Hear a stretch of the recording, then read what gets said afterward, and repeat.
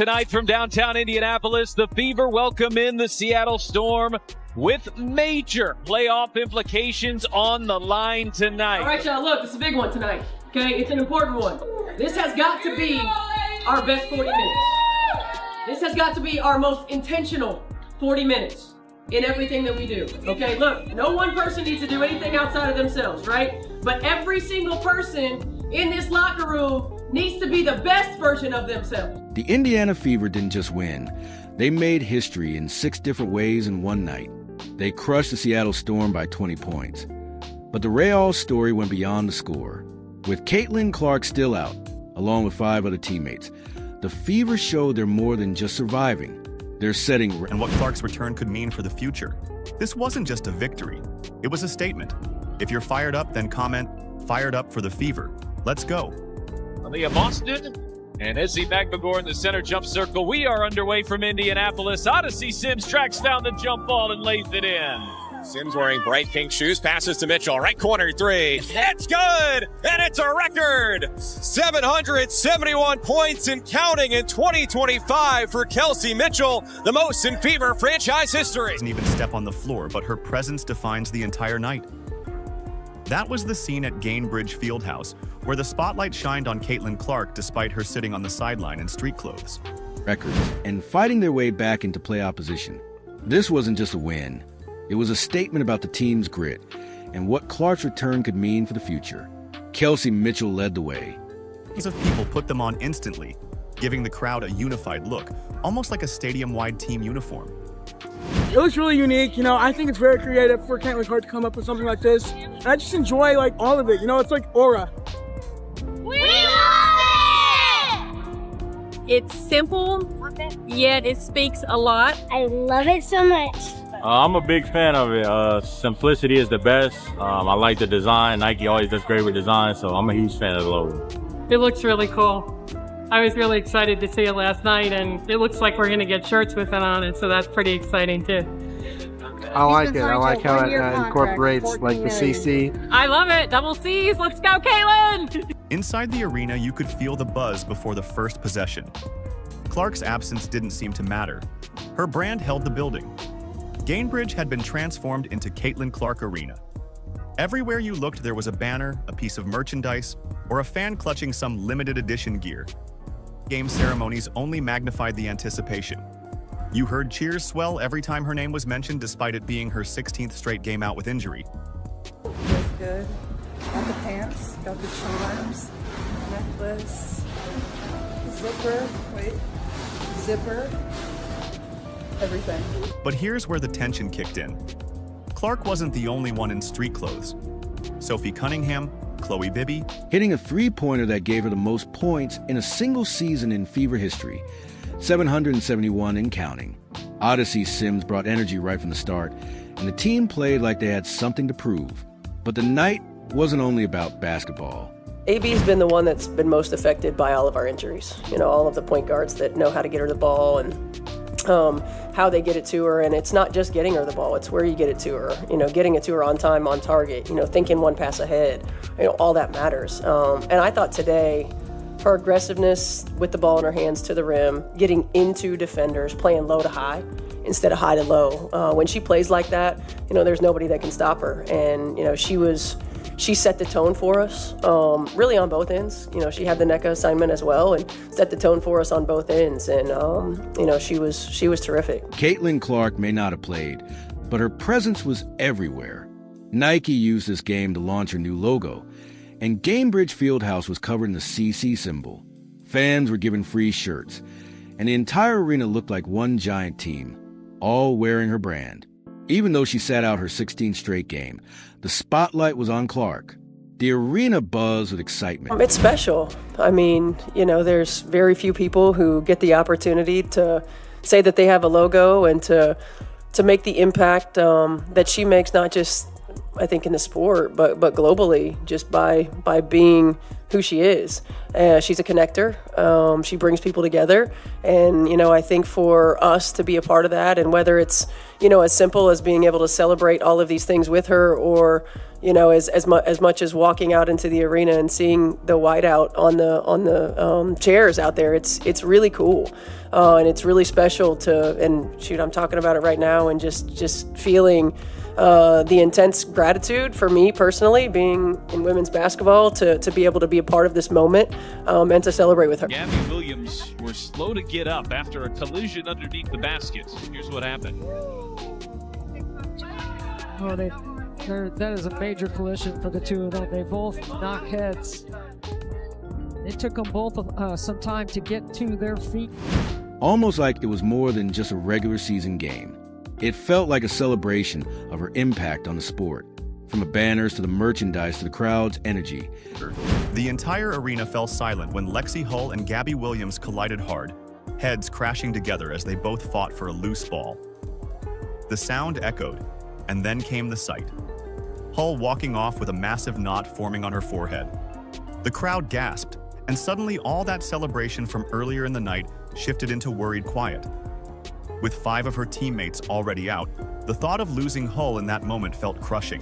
Lexi Hull gets hit in the head there at the beginning of the game, comes back in. If you could just speak to her toughness and what it meant seeing her fight through what sure was not very pleasant. I feel like Lexi's a definition of tough. Yes. I think when you just think of her as a player, the way that she hustles, she likes to get loose balls, extra offensive possessions.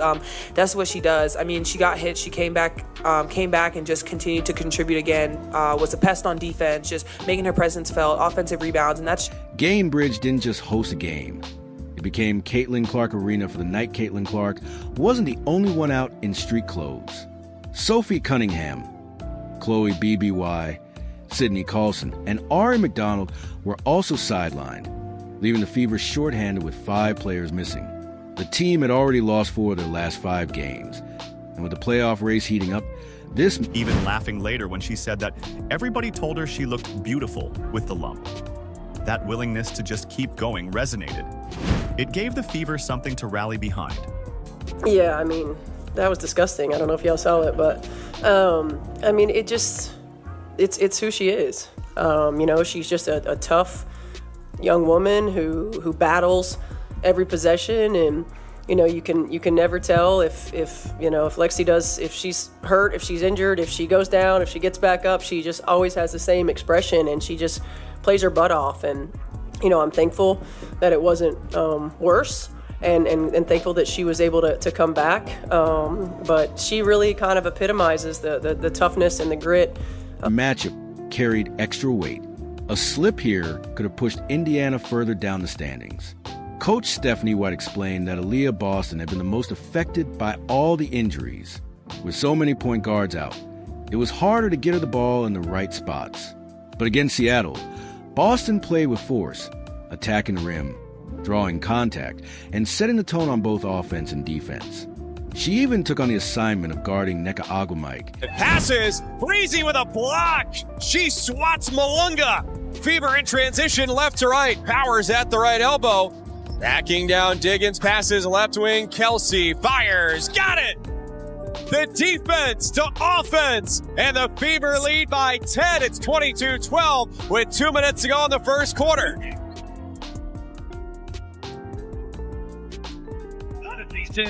Knocks down and rose to the challenge. The night became a contrast. Off the court, the spotlight was on Clark and her new Nike logo, with the arena turned into a celebration. On the court, the Fever had to grind with a patchwork roster and playoff-level urgency. Boston said it felt less like a regular August game and more like the intensity of May basketball. She also spoke about what it meant to be part of Clark's moment. See pick and roll, and DD lays it in. Lexi left wing, rise and fire. Yes! Howard skip pass, AB, watch 3 right side. Bucket. Mitchell sees 2. There's Boston. Front roll into the race. They didn't get a good look, and it's Boston to Mitchell. That wraps up the first half. The Fever lead the Storms 50-30. Few athletes ever get their own logo, and Boston said Clark's impact goes beyond basketball. she brings people together. Walk into Gamebridge and seeing the CC shirts on every seat made the night feel historic. That energy fueled the Fever play with extra intensity, knowing they couldn't just coast through. It wasn't just a game, it was a statement both on and off the floor. Gets the bounce. And it's Howard to Boston. 16,737 on their feet at Gamebridge Fieldhouse. Final score, Fever 95, Storm 75. A statement victory for Indiana to spring ahead of Seattle in the state. The Indiana Fever didn't just beat Seattle. They dominated from start to finish. They scored over 20 points in every quarter, never trailed once, and finished with a 95-75 win. The victory pushed them from 8th place up to 6th in the standings, a huge step forward in the playoff race. Fans came to Gamebridge wearing Caitlin Clark's new logo, but they left talking about how the whole team had risen to the moment. Early in the game, the crowd went silent when Lexi Hull and Gabby Williams collided hard, knocking heads while chasing a loose ball. Hull walked off with a swollen forehead. And with so many teammates already injured, it looked like a crushing blow. But just a new franchise record for most points in a single season.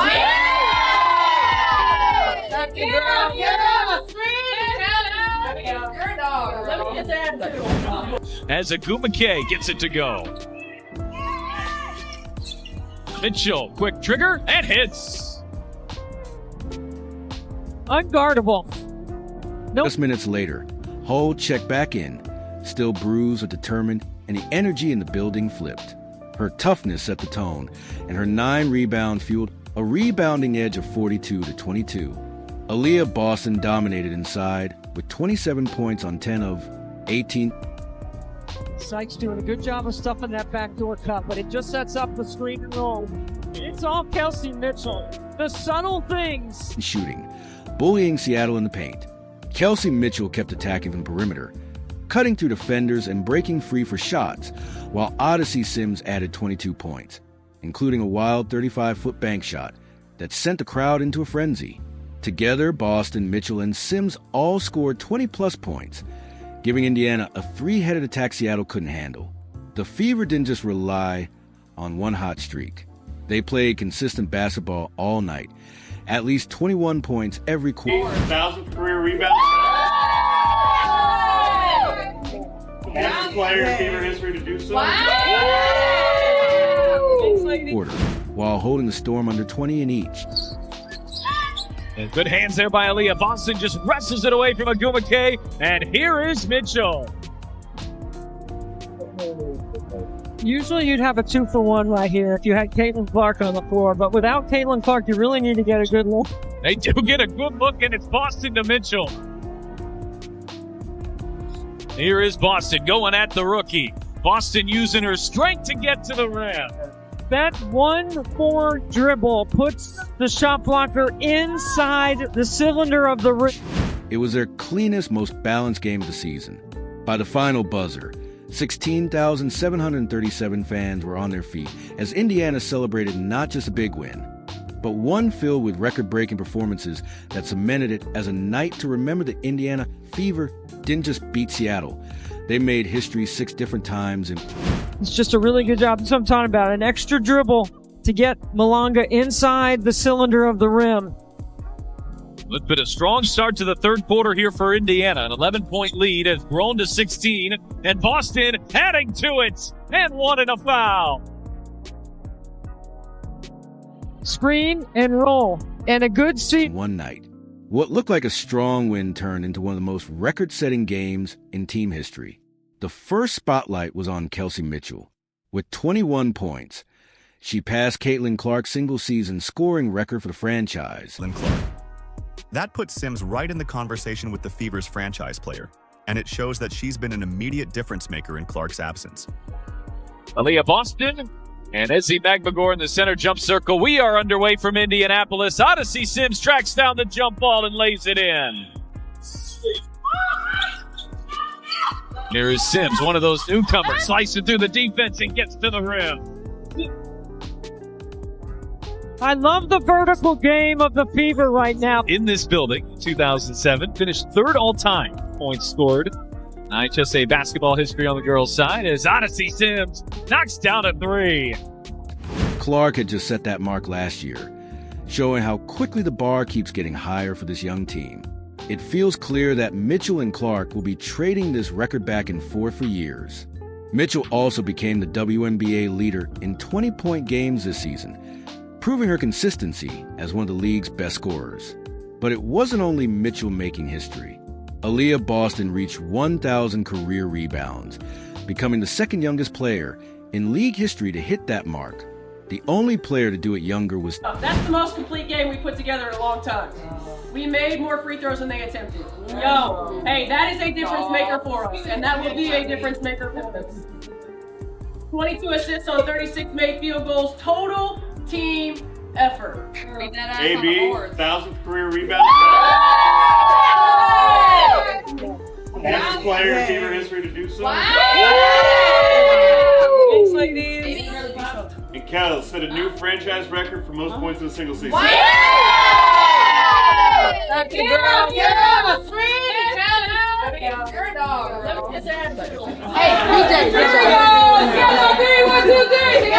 What if the player who wasn't even on the court could still be the key to saving an entire season? That's exactly the question around Caitlin Clark right now. She's been sidelined since June 15th with a right groin injury. 16 straight games missed, 25 total regular season contests, plus the Commissioner's Cup final. That's a massive hole for the Fever, who had to reinvent their identity on the fly. But every time Clark's name gets mentioned, fans perk up because her return isn't just another roster move. It could flip the entire playoff race. Any specifics on it? I think right now it's day to day. She's progressed in her rehab and anticipate by hopefully, what is today? What day is today?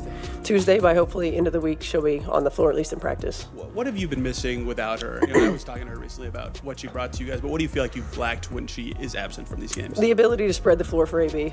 I mean, really to have another person that can knock down a shot and we can create some space for AB to go to work on the interior. Coach Stephanie White has been clear about her approach. She doesn't